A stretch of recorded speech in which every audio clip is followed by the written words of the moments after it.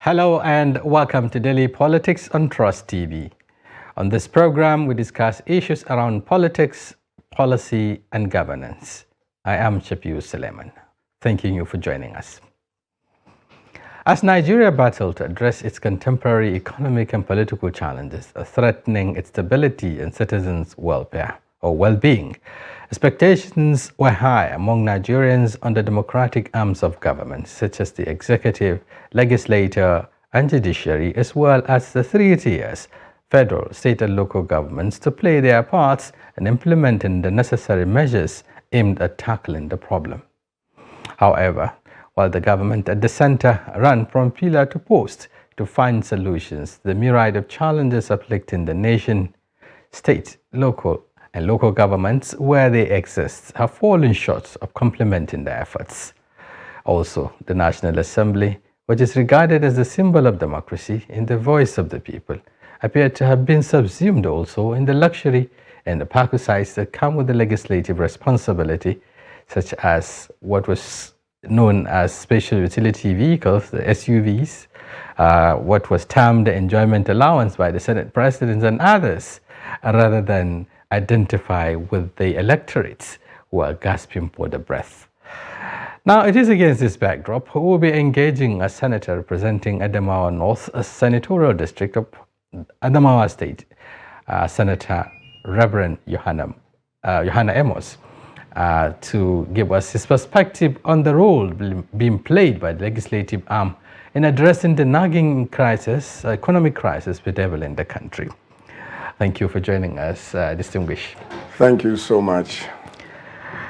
Okay, we'll take a short break, and when we return, our conversation begins. Stay with us.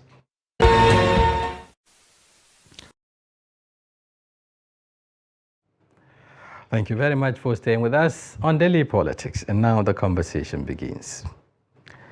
A highly respected lawmaker, a senator representing Adamawa North, this constituency has been in the news for quite some time, before your coming.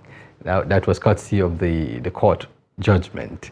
Let me first get your perspective, in respect to what is happening in the country now. There has been so much outcry, public outcry, with regards to hardship Nigerians are facing as a result of these top bold decisions that were taken by the government, subsidy removal, reforms in the exchange rate and so on.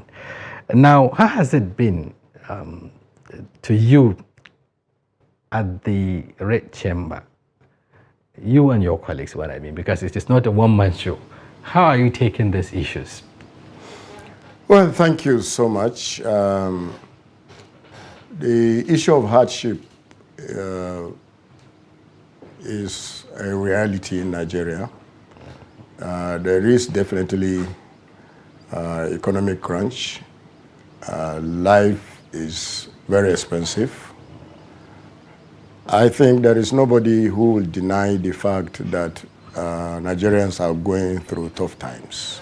Yeah. And the role of the executive in it all is to make the necessary reforms and support the executive arm of the government in ensuring that economic policies receive the backing of the law so that Nigerians can have a respite in their daily lives. Okay. So that's all the executive is doing, to ensure that whatever that the executive wants, the National Assembly is there to work with the government, because it's part of the government, to ensure that things are made easier in terms of policy and lawmaking. Okay, let me take you on that, to make things easier in terms of policies. One of the key policies that led Nigerians to where they are today, some would say, is this removal of subsidy, which the president announced during his inauguration. With that single statement that subsidy has gone, and it was not included in the budget, so to speak. And you have a responsibility as lawmakers, for instance, to take a look, a very closer look at the budget, and you realize perhaps, subsidy has been removed, and you know the implication of that. I don't know, what was your initial reaction to it as a lawmaking body? I think the issue is not just that subsidy is removed. I think what we need to look at is whether that particular decision of government is for the good of Nigeria. Okay. You will recall, right from the last administration, you've been telling us that subsidy itself will end by June of 2023. And we've been told time and again that that's an area, particular area that is riddled by corruption. People collect money for what they have not brought to the country. And it was becoming unsustainable for government to continue to pay millions of naira as fuel subsidy, while the people that the fuel subsidy is supposed to help and give succor to do not actually enjoy it. I, for one, didn't know I was getting any subsidy. We were still struggling. There were plethora of issues. But the prices of petrol is not commensurate with the global market, what is obtainable at the global market.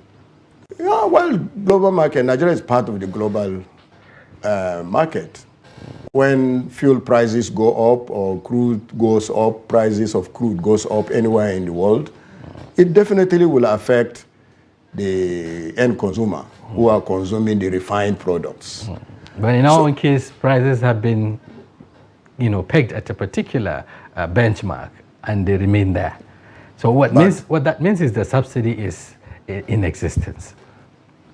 You say that because you live in Abuja. I live in the village. I live out there. When you were buying petrol here at 191, I was buying at 300 naira in parts of Adamawa. So that is at the black market, not at the not black market, in the filling stations. That's serious. Yeah. So Nigeria is a very big country. So once something does not work for the country, in generality, it's just feeding very few big cats. It's not something that is working for the people. Okay. So, but in any case, I'm not a spokesman for the government. I understand. I'm not a spokesman for the Senate or the National Assembly. Yeah. I'm giving you a general view as a citizen. Yeah. I'm getting there. I'm understanding where you're coming from. Corruption, just like the government has said, was the reason why subsidy has to go. And it is not just this government. All respective governments, previous governments have also made attempt to do away with this. And even those that have campaigned to become presidents of Nigeria have at some point say that if they eventually get there, they will also remove the subsidy. But then let's look at the key point you raise here. Corruption was the reason why this subsidy has to go. And you subscribe to that. But the challenge is, after the subsidy removal, which has come with its negative consequences on Nigerians, yet this issue of corruption hasn't been addressed. What was saved out of the subsidy payments, if you like, we're talking about over 5 trillion naira, was said to have been shared among the states and the local governments and so on. But yet there was no any change in terms of what the people are seeing. So are we really addressing the problem, or we're just running a cycle? As I said, I'm not speaking for government, so I don't advocate for anybody. All I am saying is, once there is a policy that does not work for the good of the generality of citizens, that policy is not worth keeping. Okay. Government is for the people of Nigeria, not for 1% of it, not even for 49% of it, or 50% of it, or 99% of it. Government is for the 100% of Nigerians. And so if there is a policy that does not meet the needs of all Nigerians, that policy should be looked into. And I think the President of the Federal Republic did well by saying, let's bring in something that will be for the good of everybody. So I think that has happened. But everything that happens, there is a reaction. Okay. And so, because there is a subsidy removal, there is a reaction to that. Yeah. And the reaction is in the prices. Things have to go up. Okay. Now, I think what we need to dwell on is how government can come in and make things easier for the citizens. We can't always dwell on the problems. Okay. We sit a lot and talk about problems, but we can talk about problems forever. If we do not proffer solutions to them, it doesn't work. Isn't this part of the solutions? If, for instance, we're able to save 5.108, for instance, trillion naira, and it is, I mean, these are funds, accrued from the subsidy removal, benefits, if you like, and yet we are not seeing it channeled towards alleviating the sufferings of the people. And you have a responsibility. It is not just that, the National Assembly has a very important role, that is the oversight function. Yeah. And yes, you agreed that this subsidy has to go because it is benefiting, a very tiny, minute set of people. And yet, the outcome of the removal is not affecting the people positively. Isn't it also a responsibility of the National Assembly to go back and say, okay, it appears we are still with this monster. Money has been saved, but Nigerians are not feeling the impact. Yeah, that is the responsibility of government. And when I say government, both at the local government, the state, and the national level. Right. And what the National Assembly has done is to ensure that in the budget, the 2024 budget, such things are captured, so that as to ameliorate the sufferings of the people. But some things can be sorted out in few days. Some things need longer period. And I think also that the government is doing well in the sense that they have come up to say, okay, we realize Nigerians are suffering. And so we need to bring in some short-term measures. Okay. And such things are the issues of what we call palliative today in Nigeria, and many other things. Just last week, there was a motion in the Senate for introducing food stamps policy as it is obtainable even in the developed world, in America, USA, for example. So those are stopgap measures that will ameliorate the sufferings of the people in the short term. But as a nation, you do not only look at the short term, you also look at the medium and the long term. Right. And so some of the policies would take some time before they begin to yield fruits. Some of the policies will take even longer time for it to yield any fruit for people to see.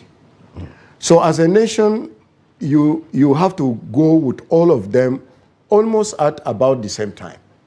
So that you come to a point to say, okay, as we are implementing these policies, the short-term policies are being achieved, at least by ensuring that people have access to food.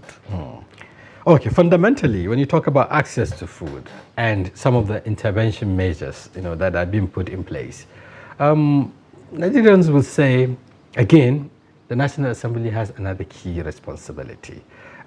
This is a time, the country is facing hardship. The people of the country are facing hardship, hunger in particular. At some point, there was also efforts by the federal government, to cushion this effect or impact of the hunger. The president decided to release some amount of grains to lawmakers, to release to their constituents. I think it was in the, about the time for the festive season. Now, again, this has become another substantial issue because lawmakers who are said to have been given these grains are yet to reach out to their constituents. Some were said to have been hiding this in their silos and what have you, waiting for election time. Very few lawmakers were seen distributing this, even though there were also arguments back and forth. Some say, no, they are yet to receive their consignments and so on. How was this? How true is this? Has it been released to the lawmakers? If it has been released to the lawmakers, why hasn't it reached the constituents so far? The issue of releasing grants or whatever it is to the lawmakers for their constituents has been in the front burner, has been in the public discourse for quite some time now. Right. The truth of the matter is that those things were still being processed, Okay. so that it can reach. But some lawmakers have even gone ahead to source for means to supply their constituents with some form of food support. But on the generality of it, most of it is still being processed. And I can't even know one person who actually has been paid. But we've seen a lawmaker, I think from, is it from Edo State or so, who was seen distributing this, and he said everyone has gotten his. Maybe he had a means, and he just said it. But you know also that the National Assembly came out to deny it, that he said that for himself. Okay. Okay? So I don't know one single person. Yeah, and in your own case, you haven't received any. I haven't been given anything, but I have gone out of my way to source for grants, which, as we are speaking, is still being distributed in my constituency. But government as a government has not released one bag of grain to any lawmaker. I am telling you this. You're speaking collectively now for the entire lawmakers. You're talking about House of Reps. Yeah, if they release it, I will know, because I am part of it. So, but I have gone out of my own way to look for other means to ensure that I get some bags of grains, about 4,000, and we have distributed. In fact, the whole of the, last week was being done. Even today, the remaining ones were still going out to the families that will benefit. But that is it in anticipation of the federal government supplies? It doesn't matter whether they do it or not. I felt I should just do it for my constituents, to support them in these very difficult times. Yeah, but then there's one thing about trust, you know. It has been a challenge in this country, you know, trust deficit between the governor, I mean, those at the helm of affairs and those being governed. Policy makers, authorities, you know, make statements that, just like you said, you know, the statement was made by the president, and everyone, I mean, goes to sleep that these grains will be distributed. This is one. Several other measures have taken place. Today we're talking about hardship and addressing hardship through palliatives, just like you said. At some point, the president mentioned that, you know, state governors have been giving 5 billion naira each, you know, to support their constituents and so on. Again, there was also this controversial 30 billion that was said to have been given, even though the Senate president came out to say, the Senate president made a statement, so to speak, but then a governor in the Southwest came out to deny it and so on. Why is this happening between the leaders and the led? You know, conflicting statements, policy statements. Well, I don't know how or why they happen. But I can tell you that when the president said he would do something, it takes a lot for it to be processed. Government is not a one-man affair. Yeah. So a leader may say that this is what he has directed. But it takes a lot. There's due process. Even though we're in an emergency situation? Of course, because there is an emergency, it is not allowed that you just go and take public funds and just throw it.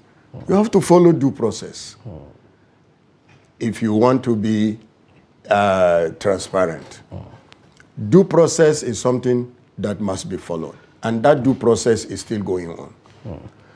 While if you have a means in anticipation, you can go ahead and do something. While you know that because it is being processed, it will still happen. You can still go ahead. But that does not mean that you put aside your due process. Because why are we crying about, when are we complaining about corruption? Is one of the ways to stop that kind of corruption is to follow due process.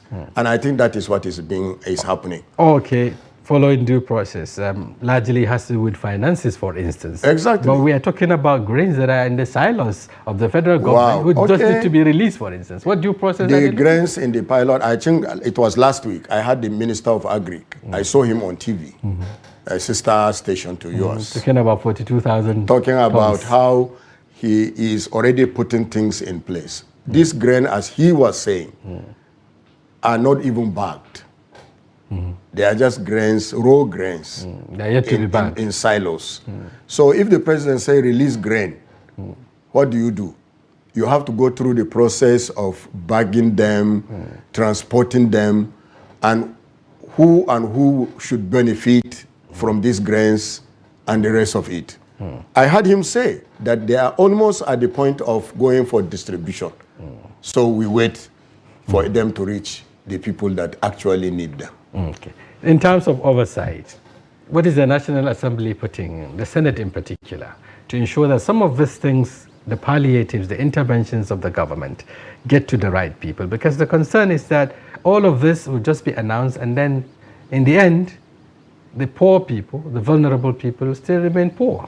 No, we are watching, and I think we have agreed that we will watch very closely what the executive is doing.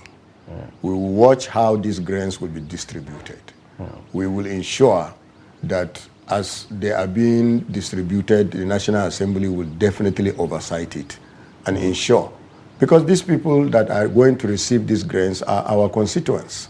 We represent them directly. So the National Assembly has agreed that we will oversight whatever or whichever committee of the federal government is going to handle the distribution of these grants. We are going to work very closely. We are going to monitor it very closely and ensure that they reach whom it should reach. Okay, we're talking about stopgap measures, interim measures, so to speak. In the long run, what is the National Assembly doing, particularly the Senate, to revisit some of these policy statements and the policies being implemented? Because bottom line is for these policies to affect Nigerians positively. And so far, we've seen the impact of, for instance, the subsidy removal. We've also seen the impact of the floating of the currency, talking about the exchange rate now. Are there measures by the National Assembly, to revisit some of these policies? When there are measures, the National Assembly will take its decisions. And I'm sure the spokesman for the or the spokespersons for the two chambers of the National Assembly will come out and tell the Nigerian public those measures. But would you advocate for that, looking at where we are today? Of course, that is why the National Assembly is there. The National Assembly is there to make laws for the good governance of the country. And so when they make the laws, they are also there to oversight how those laws are being implemented. And so if I don't advocate for lawmaking and oversighting, I wouldn't be in the National Assembly. Okay, yeah, still talking about the impact of this.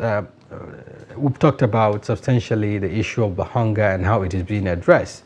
Again, one challenge that has put this country on the edge is this issue of the crisis in the forex, the forex reform and what is coming out with the rising inflation, and the dwindling value of the naira. Even though there are some signs the naira is recovering, and which is positive. At least Nigerians are happy seeing the naira recovering.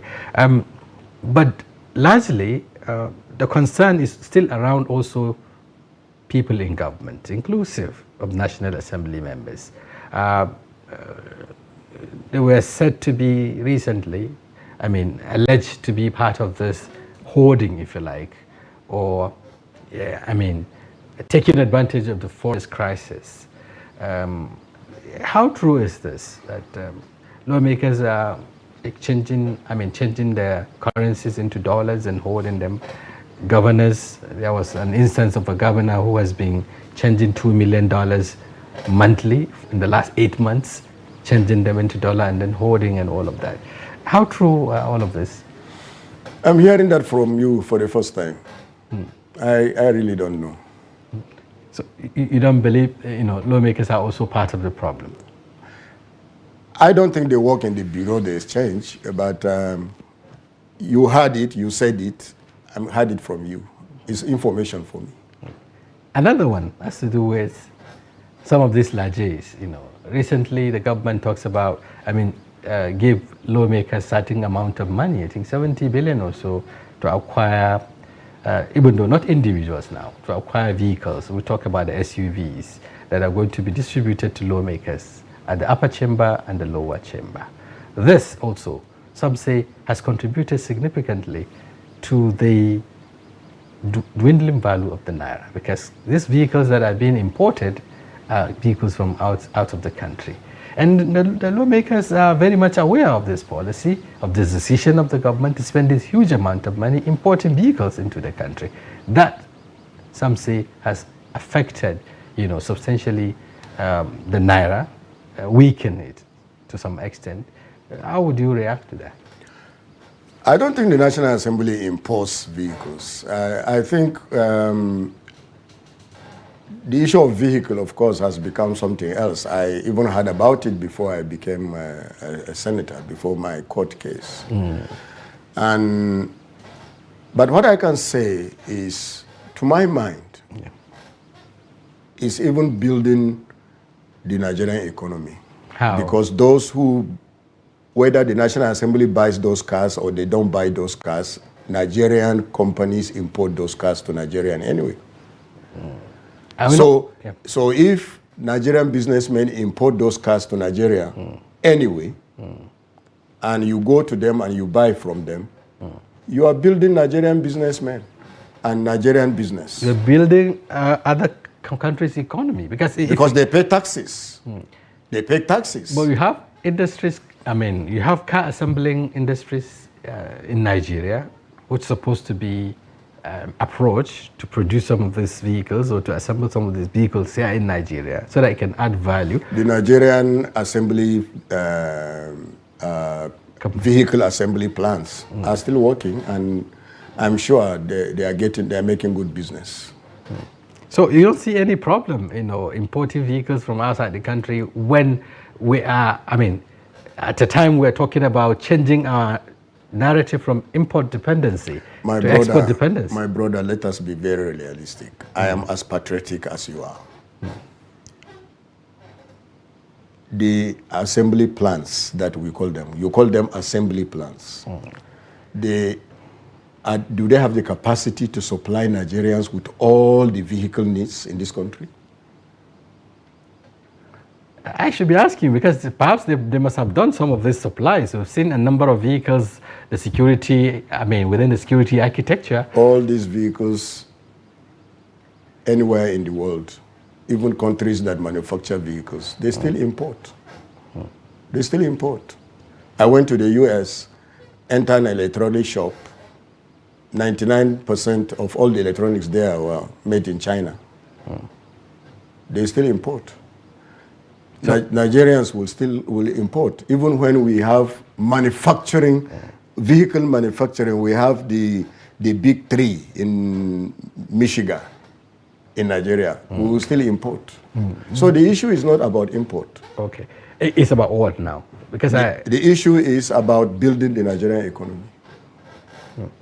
Okay, from your perspective, perhaps that's what you call building in Nigeria, since Nigerians are going to import the vehicles. But to some, empowering even creating an enabling environment for industries in Nigeria to thrive would have helped, address this problem that we're in. Definitely. Again, okay. But then the entire business, the entire supply, if you like, or the transaction has also come under public scrutiny. Nigerians feel that at the time, people are suffering, and then government is asking people to tighten their belt. We agree we are in an austerity season that everyone has to live above. According to his means, but yet lawmakers have found it, expedient to go ahead with this purchase. Didn't you think Nigerians would have? What do you make up with the reactions of Nigerians against that? Well, actually, I don't want to be dragged into that discussion. But you are a beneficiary. Yeah, I am. But what I'm saying is that is what was decided by a body, an institution. So it's not fair to push one person to speak about it when that person is not the appointed spokesperson for that institution. So, but having said that, we are dragging too much attention to one thing that actually makes little difference, if at all, to what we are facing today. The problem we are facing in this country today is much bigger than few people getting certain type of vehicle. But we are saying that but what we are praying for and what we are planning for is to have an economy that is big enough to absorb all the shocks. Why create the shocks in the first place when we have a fragile economy? Well, there is no country that doesn't have the shocks. Let us not deceive ourselves. But what I am saying is that our focus today is to ensure that Nigerians live decent lives. Nigerians can eat 3 square meal. Their children can have access to school. They can have good transportation, etc., etc. That is what we should focus on. And that is what the National Assembly is focused on. And mobility is a necessity. It is only in some quarters that people think mobility is a luxury. It is not.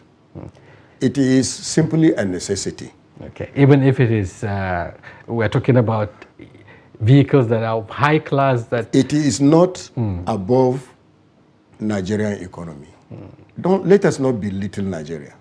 Nigeria is a great country. Well, you did mention that they are doing all of this. What we are saying is we must focus on how to ensure that we come out of the present economic wood. Yeah, but bottom line is, because today we said why we are where we are today is because, the economy is not booming the way it should. It's because there is huge cost of governance that we need to address, and that is the reason why we are where we are today. And then we're telling Nigerians that, okay, we need to remove subsidy, and so that we'll be able to save for development and so on. And Nigerians are paying the price. You are narrowing down the problem. The problem we are facing today comes because there are plethora of other causes. The issue of food in particular did not emerge because 100 people are going to get SUV. There are many other causes. I come from a place where almost 100% are farmers. These farmers can no longer go to their farms to farm because of security challenges. The climate is changing. We don't have the type of rain we used to have. Or when they come in floods. There are so many reasons why food is not produced the way it should be produced. We have never depended on importation of food. We grow what we eat. But now those who grow this food cannot go to their farms. It happened over many years. Things are changing very fast. And I can assure you, once our security situation stabilizes to the level that we desire, and our farmers go back to their farms to produce, we will still continue, we will have enough food for this country because we have the land, the climate is still friendly, and so there is hope that we will have enough food in this country. Okay. As long as our farmers can still go back to the farm. Okay. Going back to the farm requires providing the necessary security. Providing the necessary security also requires funding to fund the security architecture, to get the necessary equipments for the personnel and so on. And also, we'll still come back to it because there's also need to free money for this development that we are talking about. We'll get back to it when we return from the break. In case you're just joining us, we've been interfacing with Senator Yohana Amos, Senator representing Adamawa North, at the Red Chamber, that is the Nigerian Senate. Together we'll be looking at the role being played by the legislative arm in addressing Nigeria's contemporary economic challenges. We'll take a short break and we'll return. The conversation continues. Stay with us. Thank you very much for staying with us on Daily Politics. You can do well by joining us or following us across our social platforms, and you can also watch us live on YouTube. And we've been talking about the current economic challenges facing the country and the role of the legislative arm of government. And I have in the studio Senator Yohana Amos, a senator representing Adamawa North. We're back just before the break. We're still talking about, addressing the current challenges and then looking at the role the National Assembly is playing in supporting the executive arm to address these challenges. We dwell extensively on cost of governance, which has been an issue to Nigerians. And even President Bola Tinubu is concerned about this. Just a while ago, some couple of hours ago, he ordered the implementation of the Orensai report. And fundamentally, it appears the president is listening to Nigerians on the need to cut the cost of governance. First, let me get your reaction to that decision to revisit the Orensai report and implement it. What would it do in terms of addressing this gap, the cost of governance that we've been talking about? Well, anything I will say is my personal opinion. That's right. As I told you, I'm not a spokesperson for government or for the National Assembly. My personal reaction to it is that it is a good thing. When you have agencies with duplicated functions, definitely it's not good for the economy and it's not the right thing to do. And so once you can bring them all together or take out those who are not very critical and leave those who can execute those core functions that they are set up to do, I think is a step towards the right direction. And one thing I admire too, actually, from this president is the boldness.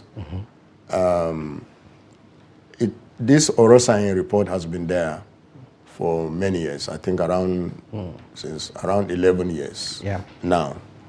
And successive governments have said they will do. The last administration actually came out and said they will implement the report, or at least the white paper on the report. And somehow it fizzled out. Today, to my delight, I saw the news again that it will be implemented. I only hope it will. As long as it will not affect workers. The only thing, and what they have always said, actually, so I worked in the federal government. I retired as a director in one of the commissions. And all I have heard so far, all through, is that it will not affect the workforce. It's purely a matter of margin, cutting down overhead, and the rest of it. And to have very functional. And sometimes also it's not just about the money or the funds, but it is also about when you have something that everybody has the responsibility to carry it out, you end up not carrying it out. So if So you are given there's- a responsibility and you know you are the only There's person inefficiency, responsible, right? yeah, you know you are the only person responsible to carry out this mandate, you will do everything to carry it out. Yeah, but the major concern is, you talked about the boldness of the president, and this boldness, some will say, is what brought us to where we are, taking bold decisions without necessarily looking at also the implications of that. To the Orensanyi report, there has been a lot of criticism also about it.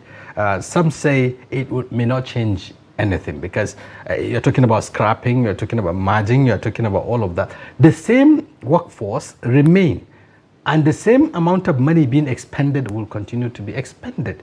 It is just a matter of nomenclature. You put together this, the ICPC, the AFCC, and whatever together, but the staff strength is there. The same people continue to do the same thing.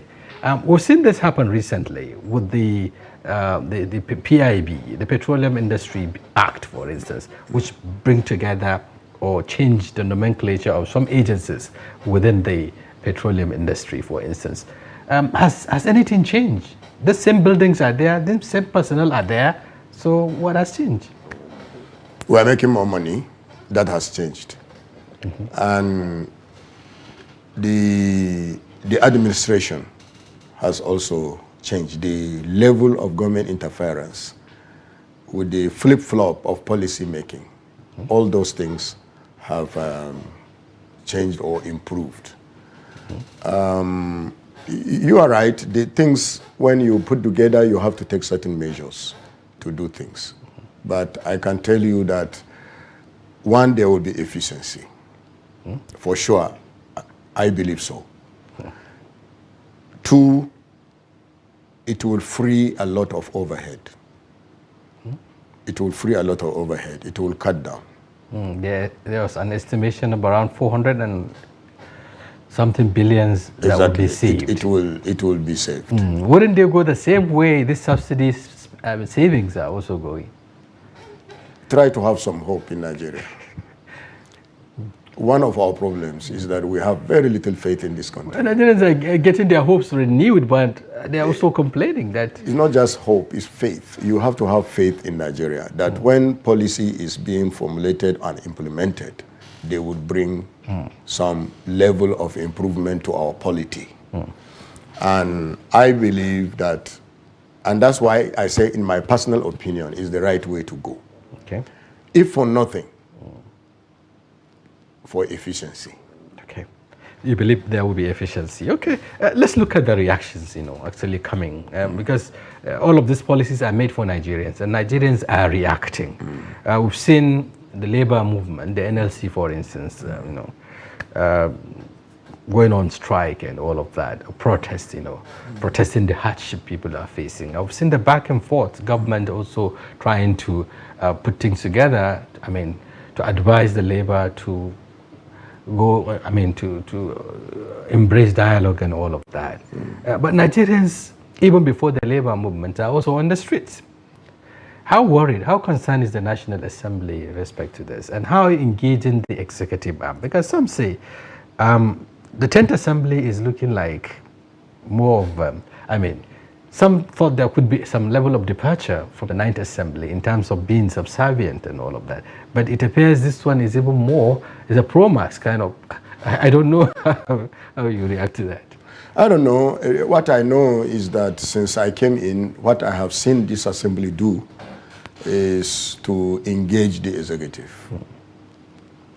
Just last week or last 2 weeks, we called in all the service chiefs and all the ministers that have something to do with defense and the economy. And we sat with them for over 11 hours. And we truly engaged them for the sake of Nigerians.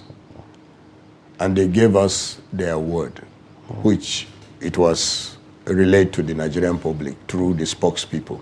Yeah. And that is done because the 10th Assembly believes that we have a responsibility to Nigerians. And I think it's one of I was here in one of the other programs of your station. I said the people in the National Assembly, they are part of the society. They are representing the people, right. And they come from among the people. And so all the things happening are things that affect them as well. They are not oblivious of that fact. They are part of it. They feel it.